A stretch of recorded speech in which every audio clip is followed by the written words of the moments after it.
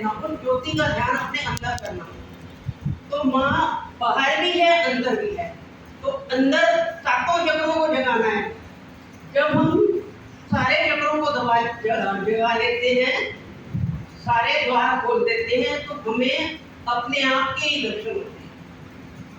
वही भगवान है, वही शिव है, वही राधा है, वही कृष्ण है, वही सब कुछ है। सबके भीतर के भगवान को खोजना अद्वैत साधन।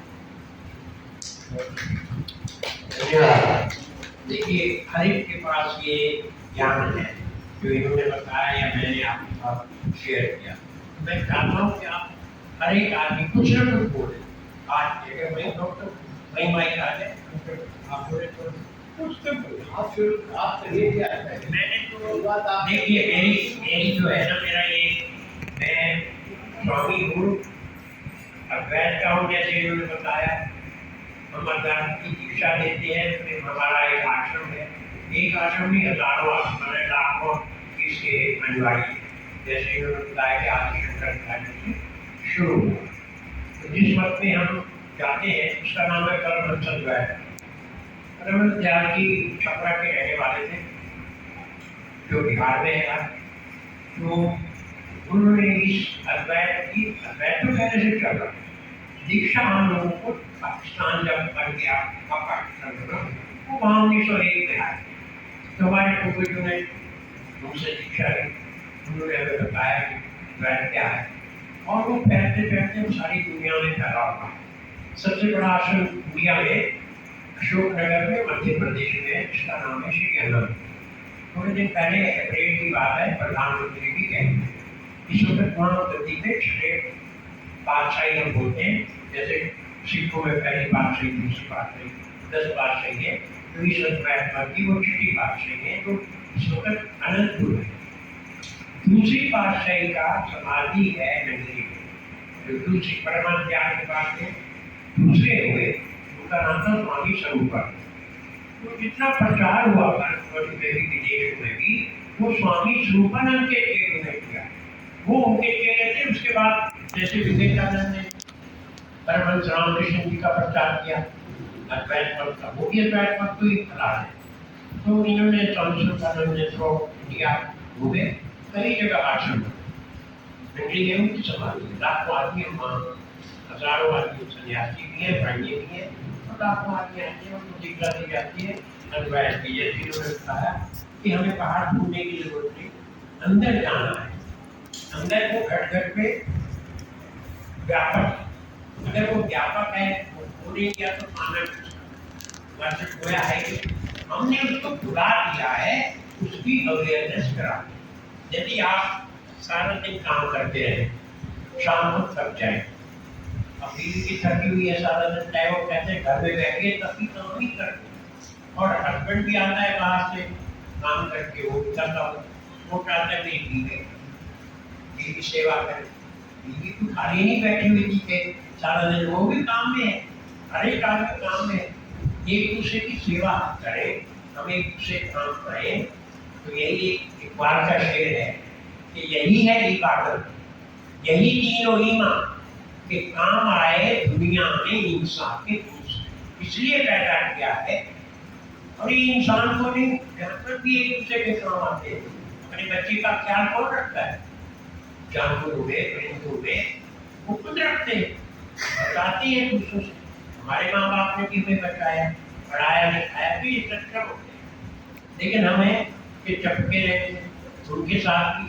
अब वो बड़े हो गए, अच्छी पक्षी तो अपने बच्चों को उड़ा देते हैं, फिर उनका ख्याल नहीं करते। पक्षी जानवर भी नहीं करता। उनके कितने बच्चे हुए, उनकी माएँ वो इधर उधर कहीं जाती है, लेकिन ऐसा नहीं कि उनको पता नहीं मैं किसी को रात में, उनको भी पता है, उनको भी पता है कि ईश्वर है, उनको भी पता है उनके अंदर आत्मा तो वही है जो मेरे अंदर है।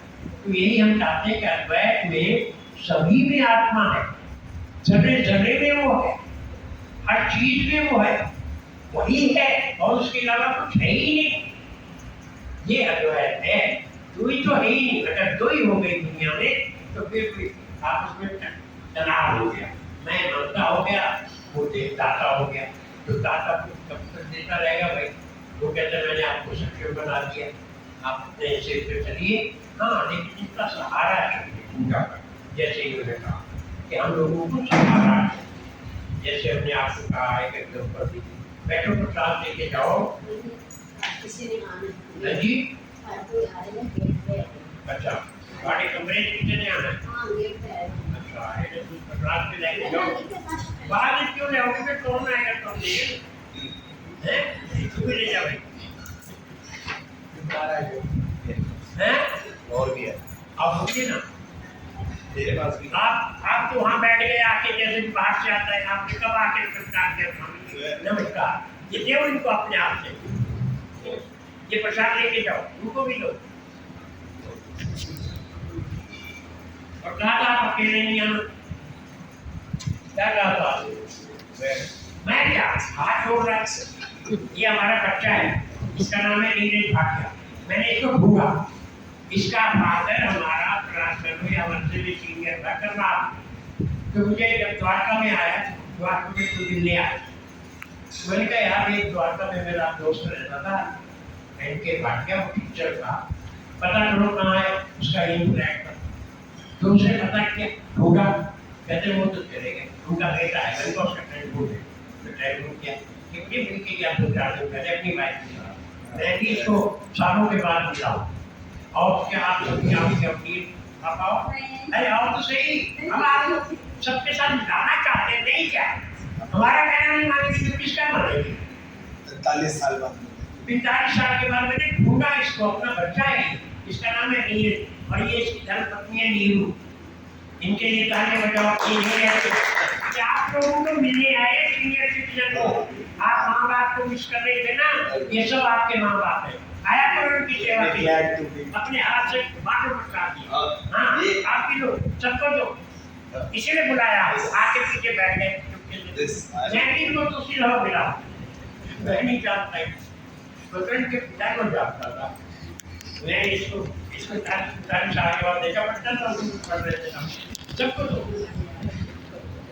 सब जितने बैठे सबको दो। और